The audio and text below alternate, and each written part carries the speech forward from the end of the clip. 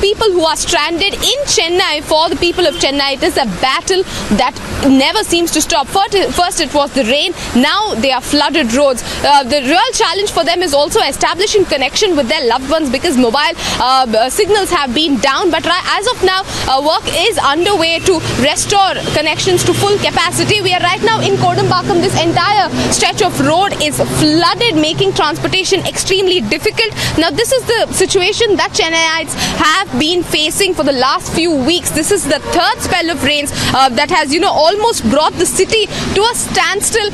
Even the, municipal corporation buses or the state government buses have very, very minimal trips. Are right now doing very, very minimal trips. Traveling on these roads in a two-wheeler or a three-wheeler like an auto or something is really a challenge. Let me just give you the sense of how it is in Kodambakkam. We are right outside one of the hotels. All the rooms, of course, in hotels in Chennai are fully booked to full capacity.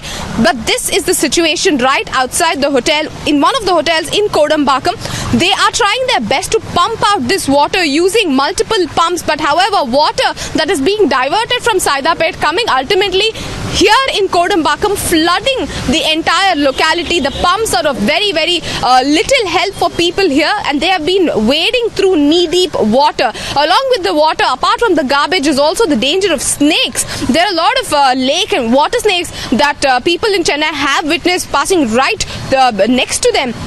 And this is one of the battles definitely that Chennaiites are still fighting against. Pumps are being used to drain out water from private hotels, hospitals, houses, etc. But the effectiveness definitely being challenged, because the kind of water that is gushing in is, these pumps are no match for that kind of water that is gushing into various residences, hotels, complex establishments differently. As of now, people are definitely coming together. There are companies that have given bedding and kits to their employees, telling them that they can stay here as long as they want to.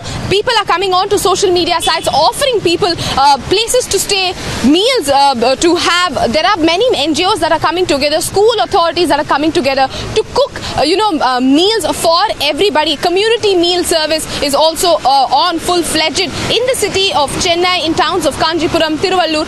These three districts that have perhaps been worst hit by the spells of rains.